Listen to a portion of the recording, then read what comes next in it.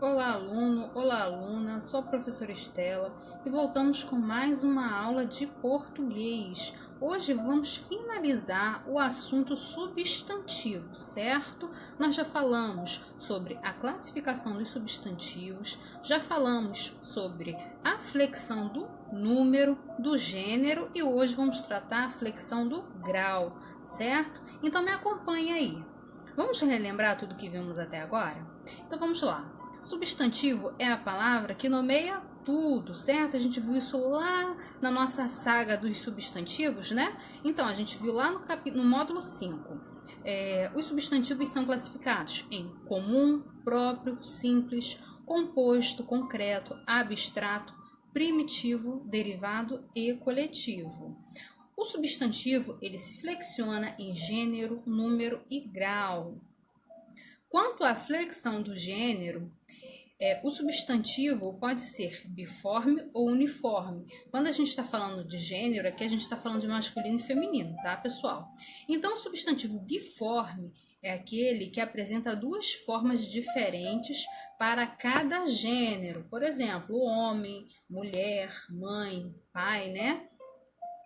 Substantivos uniformes apresentam apenas uma forma, sendo invariável quanto ao gênero, ou seja, os substantivos uniformes ele não vai sofrer essa modificação na palavra masculina e na palavra feminina, certo? Então vamos lá. Os uniformes eu tenho aí três, né? Três categorias. Vamos trabalhar aí a primeira. Os epicenos, eles referem-se a alguns animais e para indicar o sexo desses animais, nós usamos a palavra macho e fêmea, por exemplo, cobra, macho e cobra fêmea, onça, macho, onça fêmea. Você está vendo que a palavra em si ela não está variando, certo? Eu não falo, um outro exemplo é tartaruga, eu não falo a tartaruga e o tartarugo, né? Então, esses são os epicenos. Temos aí os sobrecomuns, que designam pessoas e também possuem uma única forma para indicar o gênero. Por exemplo, a criança, a pessoa, a testemunha. Comum de dois gêneros, que são aqueles que designam indivíduos dos dois sexos, do sexo masculino e do sexo feminino. Por exemplo, o fã e a fã. O cliente, a cliente. Você observou que a palavra também, ela não muda.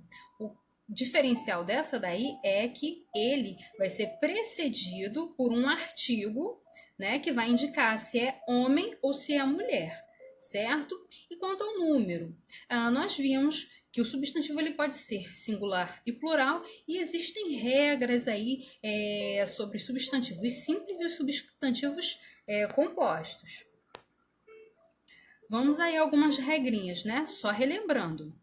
Fiz uma tabelinha aí para vocês, né? Bem resumidinha, com as partes principais, né? Que isso aí ajuda bastante. Então, temos aí substantivos simples terminados em ão. No plural, ele vai ser substituído, o ão será substituído por ãos, ães e ões. Exemplo, a palavra irmão, irmãos, cão, cães, feijão, feijões. R, S ou Z, acrescenta-se ES no final, né? Então, toda palavra que eu tiver finalizada com R, S ou Z, eu vou acrescentar o ES. Exemplo aí, roedor, termina com R, eu vou acrescentar ES, roedores. Gás, gases. Raiz, raízes. Substantivos simples terminados em L. Pessoal, lá no seu livro, no seu material ou na videoaula anterior, eu tenho mais algumas regras dessas terminações aí. Ao, el, il, ol e u, certo? Mas no geral, vamos, como eu te falei, né, que eu fiz uma tabelinha geral, tá bom? Das regrinhas. Então vamos lá. No geral, substantivos terminados em L, eu vou substituir o L por IS. Temos aí a palavra canal, canais, anel, anéis, lençol, lençóis, certo? Substantivos terminados em X e S não se modificam no plural, ou seja, eu vou manter a forma dessas palavras. Temos aí a palavra o Atlas, o plural se dará como os Atlas. O lápis, os lápis. É uma terminação com X, né? O tórax, os tórax, certo? E os terminados em M, eu vou substituir o M final por NS. Álbum, álbuns. Som, sons, certo? E agora eu tenho uma tabelinha aqui com os substantivos compostos. Me acompanhe aí. Eu tenho aí os substantivos que são grafados sem hífen, certo? E a formação do plural dele se dará conforme a regra dos substantivos simples. Então, você tem que prestar atenção lá na regra anterior que a gente viu para você fazer o plural desses substantivos compostos grafados sem hífen, certo? Tenho aí a palavra lobisomem. Então, eu termino com M, lembra lá da nossa última regra? Aqui eu mudei o M por NS, lobisomens. Eu tenho a palavra televisão, terminado em ão, certo? Eu vou ter essa terminação aí, eu posso fazer alteração de ãos, ões e ães, certo? Então, aqui a minha variação para o plural da palavra televisão ficará como televisões. Substantivos grafados com hífen, compostos grafados com hífen. Quando tem preposição, tá, entre os elementos, o primeiro e o segundo elemento, é só o primeiro elemento que vai variar, ou seja, só o primeiro elemento vai para o plural. Pé de moleque, pés de moleque, certo? Quando eu tenho um substantivo composto com hífen, sendo formado por verbo ou uma palavra invariável mais uma palavra variável, então eu vou mudar somente o segundo elemento, certo? Só o segundo elemento vai para o plural. Vamos lá. Substantivo composto. Quando ele é formado por um verbo ou uma palavra invariável mais uma palavra variável, só o meu segundo elemento vai para o plural. Temos aí o exemplo, o beija-flor. A palavra beija, ela sofreu uma alteração, tá? Chamada de regressão, isso a gente não vai estudar agora. Só estou explicando para vocês o processo de formação desta palavra. A palavra beija, ela é um substantivo, mas ela sofreu um processo de regressão, tá? Que era beijar, vem do verbo beijar, e aí eu faço a regressão desta palavra para ela virar um substantivo. Então, esta palavra, ela é formada por um verbo, certo? É por isso que na palavra beija-flor, ou guarda roupas, né? O guarda, ele também sofreu o processo de regressão e ele é formado por um verbo, certo? Então, a gente não altera esse primeiro elemento. Outra palavra que nós temos aí é a palavra a sempre viva. Sempre é uma palavra invariável e viva é uma palavra variável, certo? Eu tenho vivas, certo? Mas sempre você não encontra essa palavra no plural. A gente não fala sempre. Por isso que a gente só altera o segundo elemento nesses casos aí. Substantivos compostos, grafados com hífen, quando formado por palavras variáveis, ou seja, as duas palavras, elas passam para o plural, né? Que é a nossa regra aí. Terça-feira, terças-feiras. O amor perfeito, os amores perfeitos. Substantivos compostos, grafados com hífen, formados por palavra repetida ou onomatopeicas, tá? Somente o segundo elemento sofre alteração, só o segundo elemento vai para o plural. Temos aí a palavra tico-tico, tico-ticos, reco-reco, reco-recos, tá? Por exemplo, o tipo de palavra onomatopeica, né? Que é a reprodução de som, né?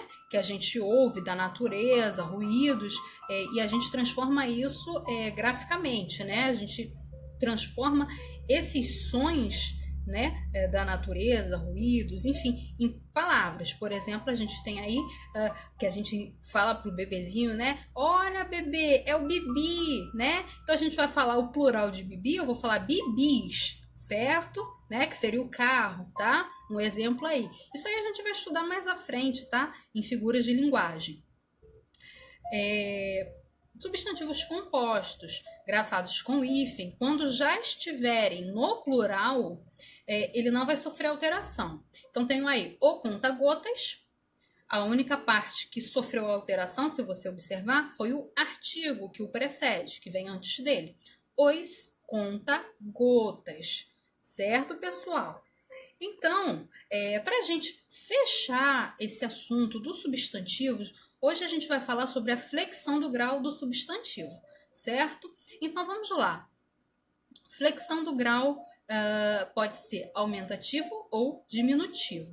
Quanto ao grau, são mudanças efetuadas nas terminações das palavras para indicar tamanho ou intensidade.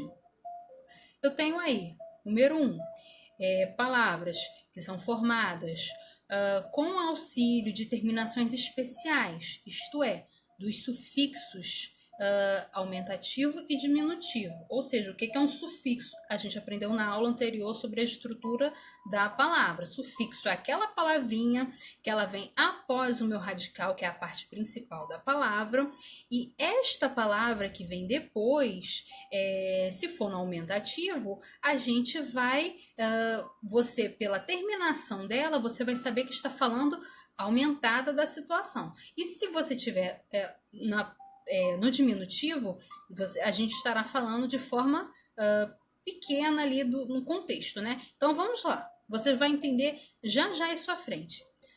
E 2, eu tenho também alguns substantivos, né, que são formados com o auxílio das palavras que indicam o aumento ou a diminuição. Então, agora vamos compreender como se dá a flexão do grau do substantivo. Vamos lá? Pensa comigo aí. Toda palavra ela tem um tamanho normal. Você vai entender o que eu quero dizer. Por exemplo, a palavra casa, né? Se você pensa na palavra casa, ela está no tamanho normal, né, das coisas. Mas eu tenho aí o grau do substantivo, que é o quê? O aumentativo ou diminutivo. Ou seja, se eu falo casa no aumentativo, eu posso falar casarão. E se eu falo casa no diminutivo, eu posso falar casinha ou casebre, certo? Então, é nisso que consiste a flexão do grau do substantivo. Então, eu tenho aí algumas formas, tá? Eu tenho a forma sintética, tá? Do grau do diminutivo, que é aqueles casos que, em geral, se forma com as terminações inho e zinho. Lembra lá que eu te falei no slide anterior que eu tenho palavras que são formadas por terminações especiais pelos sufixos? Então, são esses casos aí que a gente vai tratar, tá? Inho e zinho, ou inha e zinha, né? São sufixos diminutivos, certo? Exemplo, bebezinho, pardalzinho, belezinha, bonitinho, certo? E eu tenho também a forma analítica, que são aquelas formadas em geral com auxílio do adjetivo pequeno ou equivalentes. Ou seja, palavras que tenham o mesmo sentido de pequeno, certo? Então, temos os exemplos aí. Caixa pequena, casa pequena, roupa minúscula, carro pequeno, certo? Você compreendeu? Se eu falar de uma forma analítica, eu vou usar o recurso do adjetivo, né? No grau do diminutivo, um adjetivo denotando a pequenez dessa palavra. Por exemplo, aí a gente usou a palavra pequeno ou pequena ou equivalente, né? Minúscula também a gente está diminuindo aí o tamanho real das coisas. Mas preste atenção. Caixa, se eu falar de forma sintética, ela vai ficar caixinha, né? Casa, casinha, roupa, roupinha, carro, carrinho, tá vendo? Prestou atenção? Então são essas duas formas que a gente tem que prestar bastante atenção. Grau aumentativo. Eu tenho também a forma sintética, tá? Que em geral se forma com as terminações ão, ona e zão. Exemplo, bebezão, meninão, garotona. Eu tenho a forma analítica, que é aquela que eu uso o recurso do adjetivo, formado em geral com auxílio do adjetivo grande ou equivalente. Exemplo, bebê grande, casa grande, carro enorme. Você prestou atenção? A flexão do grau do substantivo não é tão difícil, a gente só precisa prestar atenção na forma que o grau está sendo empregado, se é o sintético ou se é o analítico, certo? Então, relembrando a vocês, o sintético eu uso sufixos com terminações denotando o que eu quero, seja o aumentativo ou diminutivo. E o analítico eu uso o recurso de adjetivo, grande ou pequeno, ou palavras equivalentes, para eu discriminar o tamanho dessas coisas, certo? Então, pessoal, você já sabe, né? A gente sempre faz um resumo aqui, a gente praticamente finalizou esse assunto substantivo, tá bom? Eu tô antecipando conteúdos do livro 2, tá bom? Só para a gente concluir a questão do substantivo. Então, vamos lá ao resumo. Então, pessoal, vamos relembrar tudo que a gente aprendeu sobre o substantivo? Então vamos lá. Os substantivos são classificados em comum, próprio, simples, composto, concreto, abstrato, primitivo, derivado e coletivo. O substantivo ele se flexiona em gênero, número e grau. A flexão do gênero, eu tenho aí se dá com os substantivos biformes, que eu tenho aí a variação das palavras, né, do masculino e do feminino, e eu tenho substantivos uniformes, que são os epicenos, sobrecomuns e comuns de dois gêneros, certo?